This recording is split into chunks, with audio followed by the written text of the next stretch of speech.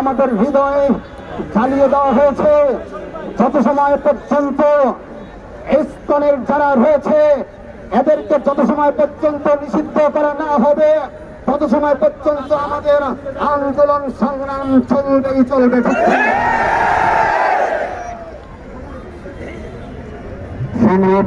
জনতা, আমরা ডানে বামে সামনে পিছনে সব দিকে লক্ষ্য রাখবো। আমাদের মিছিলকারী ভাইয়েরা যারা আমাদের দিকে আসছে তাদেরকে আমরা আমাদের সাথে মেলানোর ব্যবস্থা করব।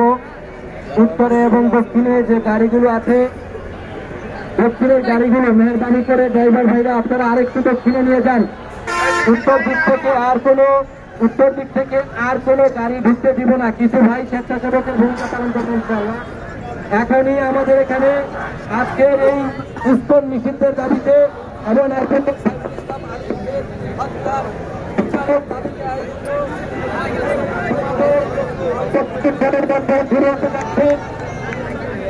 এবং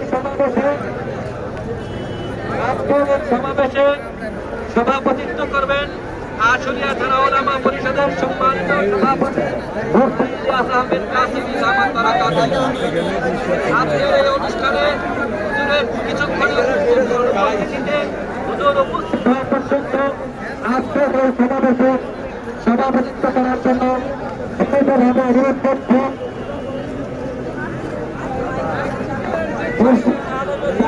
সর্বদল ছাত্র নীতি আলম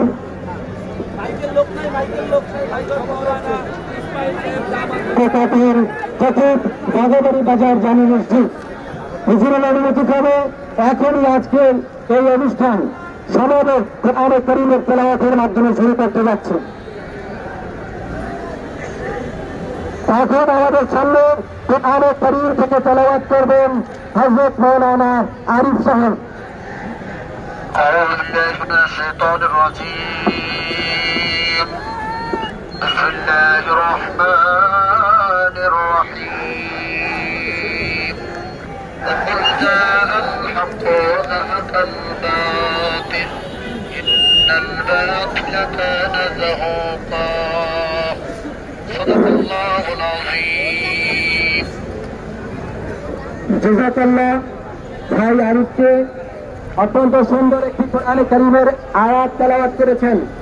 আল্লাহ তাআলা কোরআনে কারীমের মধ্যে বলেছেন, নবী বলে দিন যদি সত্য এসে যায় মিথ্যা পালিয়ে যেতে বাধ্য হবে।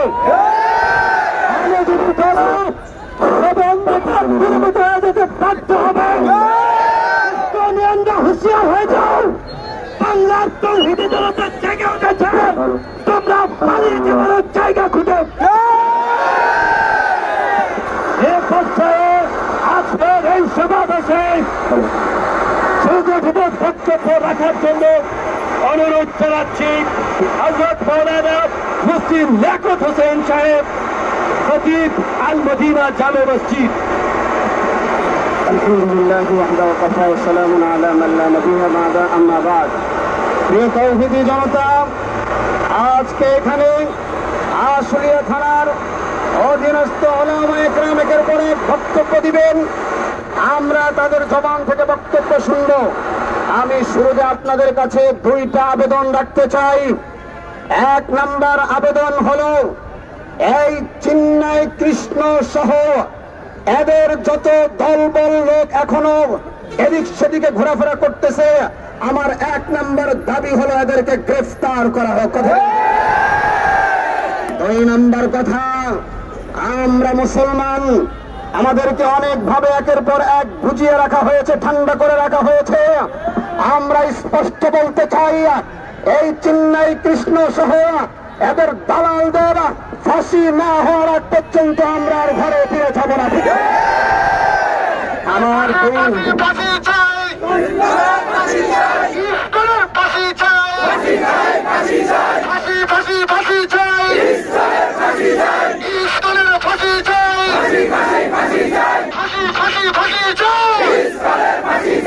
প্রিয় তৌহিদি জনতা, আমার দ্বিতীয় নম্বর বক্তব্য হল, দীর্ঘ 17টা বছর ফ্যাসিস্ট সরকারের আমলে ইসকনের অপতৎপরতার বিরুদ্ধে আমরা অনেক বক্তব্য দিয়েছি। এই ইসকন আমাদের অনেক মাদ্রাসা বন্ধ করে দিয়েছে। এই ইসকন আল্লাহর ঘর মসজিদের উপরে আঘাত করেছে।